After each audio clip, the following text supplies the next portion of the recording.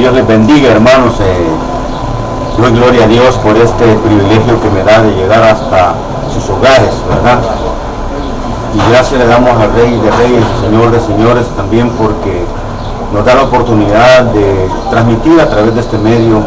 Sabemos pues de que es una forma muy bonita que Dios determinó para poder hacer llegar su palabra hasta sus hogares, quizás hasta sus iglesias. Posiblemente usted nos escuche o nos vea, qué sé yo, cosas. Yo no estoy de acuerdo ni comparto mucho la situación en algunas personas creen que los equipos son diabólicos, que la caja satánica y que los celulares aquí. No. Es de darle un buen uso a las cosas que Dios ha puesto en nuestras manos para poder transmitir su evangelio. Hay gente que es bien apática, ¿verdad? Y dice, no, que los celulares, que los televisores. Si no fuese por este medio de comunicación, usted probablemente no hubiera accesado este día a escuchar la voz de Dios a través de este medio. Quiero para iniciar, hermanos, que usted busque conmigo en el libro de Malaquías, capítulo 1, versículo 2. Malaquías es el profeta, el último profeta del Antiguo Testamento. Por ahí, antes de llegar a Mateo, se encuentra Malaquías. En las Biblias, por lo regular, nosotros utilizamos en nuestra área una Reina Valera 1960, es la Biblia que tengo en mis manos, ¿verdad? No digo que las demás traducciones son correctas, claro, son para gloria del Señor. Pero la que yo tengo es una Reina Valera 1960. Le digo esto porque en la Reina Valera aparece una página en blanco. Después de Malaquías y antes de iniciar Mateo hay una página en blanco. Y esto tipifica que un tiempo en el cual Dios no habló. Se mantuvo en silencio, fue un periodo de como 400 años aproximadamente, según estudios o estudiosos de la palabra de los eruditos, ¿verdad? Entonces vamos a leer la palabra del Señor y vamos a hacerle en el nombre del Padre, del Hijo y de su Santo Espíritu. Y dice la letra, capítulo 1, versículo 2 de Malaquías. Yo os he amado, dice Jehová, y dijisteis, ¿en qué nos amasteis? ¿No era Esaú hermano de Jacob, dice Jehová, y amé a Jacob? En el libro de Malaquías aparecen 7 disputas del ser humano contra Dios. Existen 7 disputas claras, dentro de muchas más que usted las va a descubrir si usted escruta Malaquías. Este día lo vamos a trabajar a 7. Quiero hacer el inicio de un estudio sistemático del profeta Malaquías.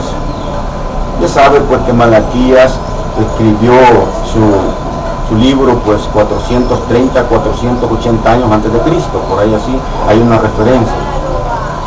Y Malaquías significa mi mensajero.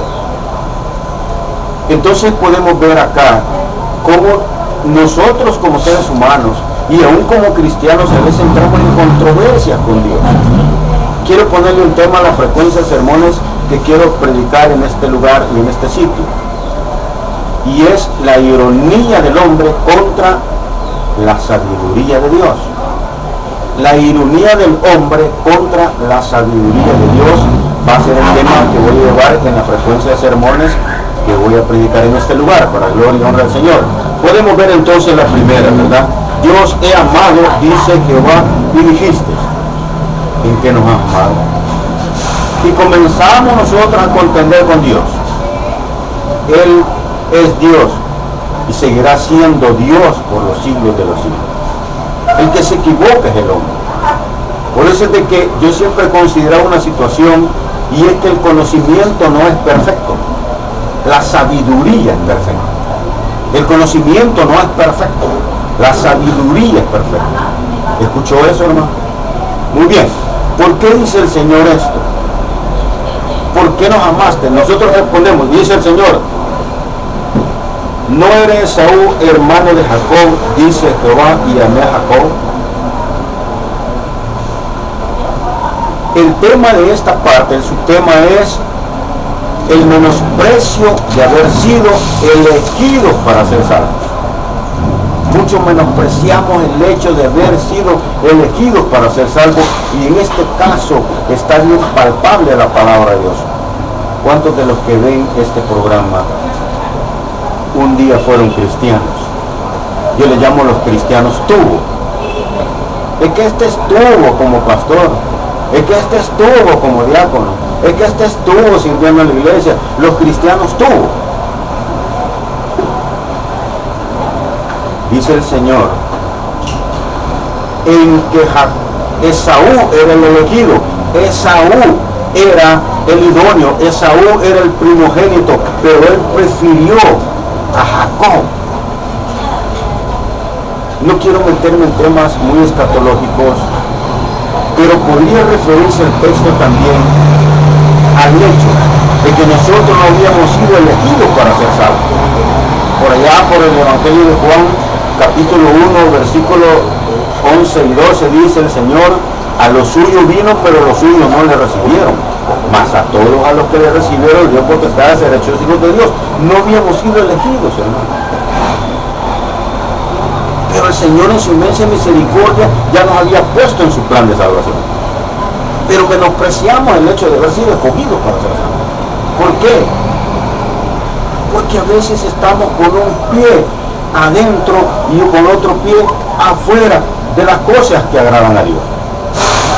No estoy hablando de una perfección, porque yo quiero hacerte una pregunta a ti.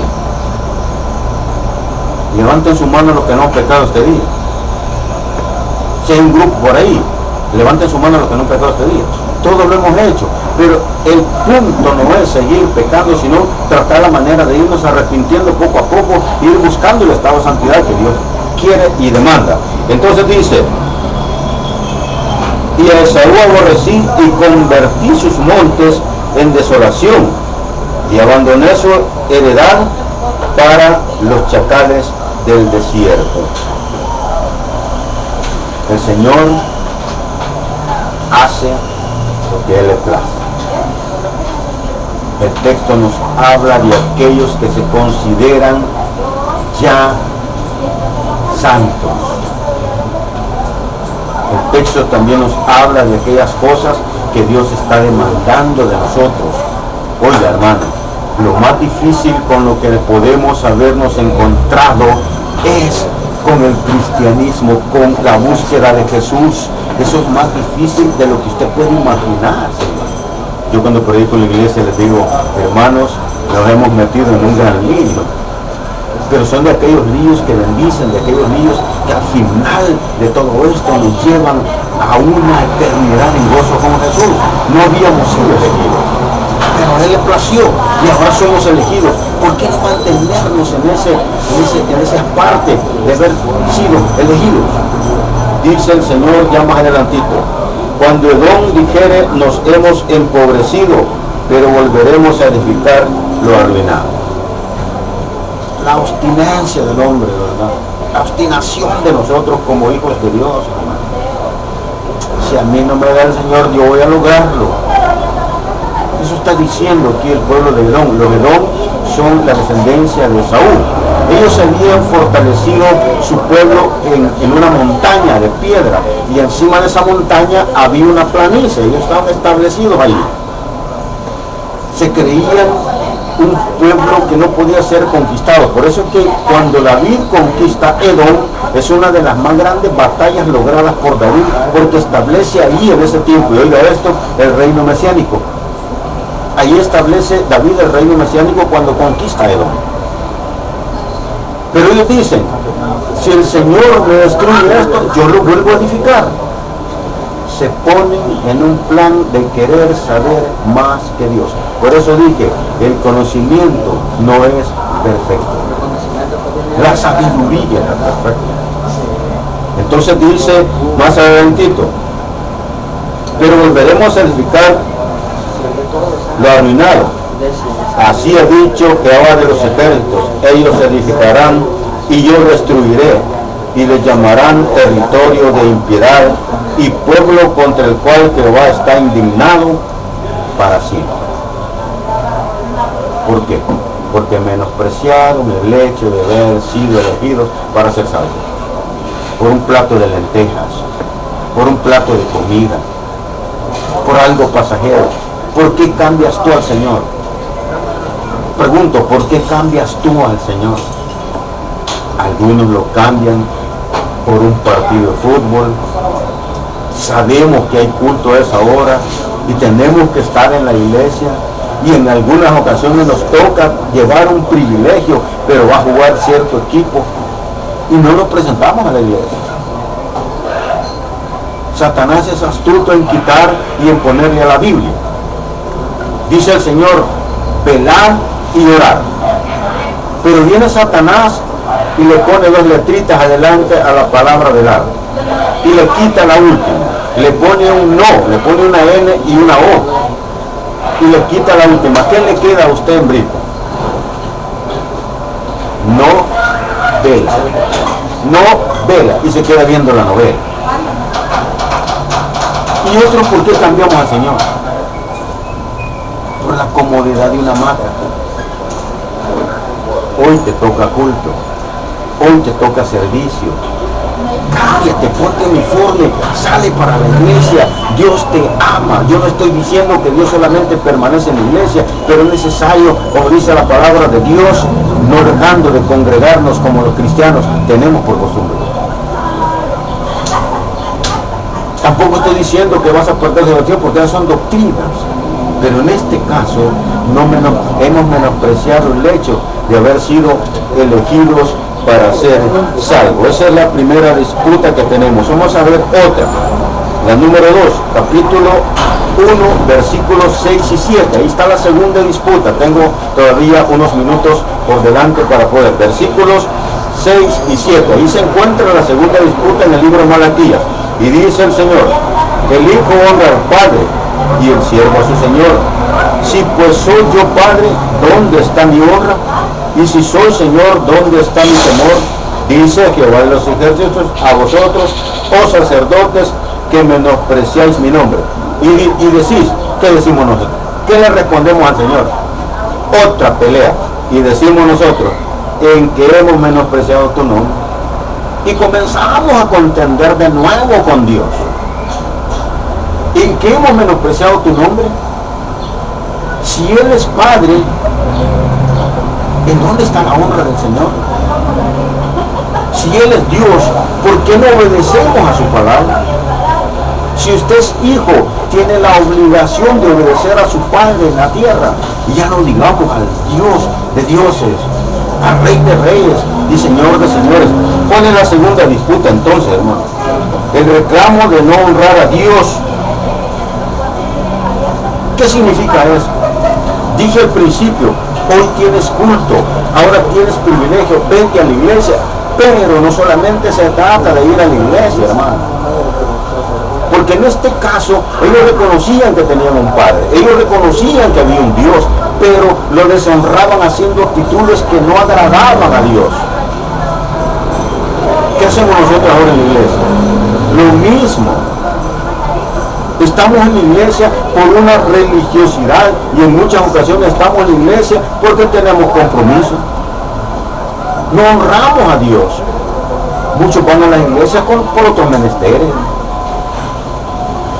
Yo he escuchado y he visto gente que están en las iglesias haciendo caso omiso de lo que está saliendo, de lo que está brotando del púlpito a través de la boca del que Dios ha puesto en turno. Dejan de hacer otros negocios. No honramos a Dios. No le decimos, Señor, venme aquí, quiero ir tu voz. Y es que confundimos la palabra culto. La palabra culto es llegar a honrar, llegar a adorar, llegar a alabar a Dios. Dice que la palabra culto no tiene peticiones. Va a ir al culto, sí, quiero pedirle al Señor por tal cosa. La palabra culto significa agradecimiento. Agradecimiento. La palabra culto significa agradecimiento. Pero ¿cuál es el punto acá, hermano? Menospreciar. Y mire qué interesante lo que el Señor dice ahí en medio del texto. Dice que va a decir a vosotros, oh sacerdotes. Wow. A vosotros, oh sacerdotes. No está hablando a nosotros los que predicamos, no está hablando a nosotros los que pastoreamos, nos está hablando a nosotros los que somos líderes, los que somos ministros. ¿Por qué? porque en muchas ocasiones permitimos en las iglesias cosas que no agradan a Dios. Ay, hermano, que las iglesias están llenas de pecadores, de los cuales yo soy el primero, decía Pablo. Claro, tiene usted razón, pero Pablo no nos está diciendo, y Pablo dice, ¿verdad?, perseveraremos entonces en el pecado de ninguna manera. El apóstol es claro en su palabra. El apóstol aclara todas las situaciones. Lo que pasa es que a veces somos tan campeones que sacamos los textos del contexto y lo aplicamos para tener un pretexto. El Señor nos está hablando a nosotros, los sacerdotes, a los que predicamos, a los que tenemos un ministerio, y a ustedes, oh sacerdotes. ¿Por qué? Porque enseñamos mal. Porque enseñamos cosas sacadas de contextos. Porque en muchas ocasiones lo hacemos a título personal. ¿Saben una cosa, hermano? Hay quienes buscan protagonismo. Y son muy bonitos para predicar. Y son bien elocuentes en sus palabras.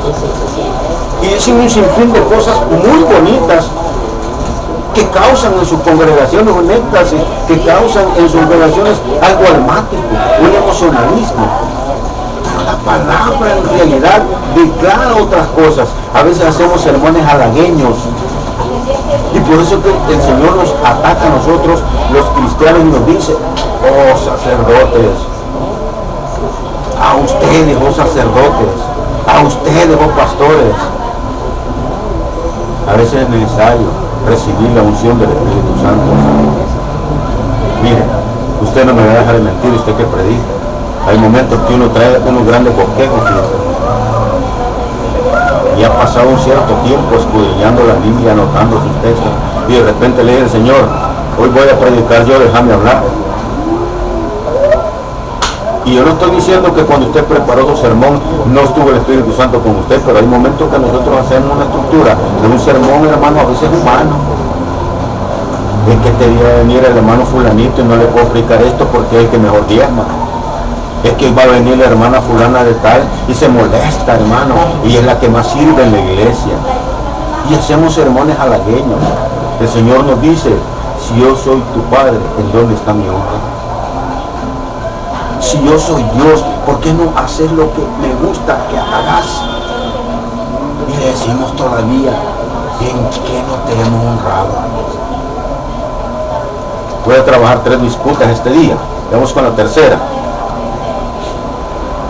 Capítulo 2.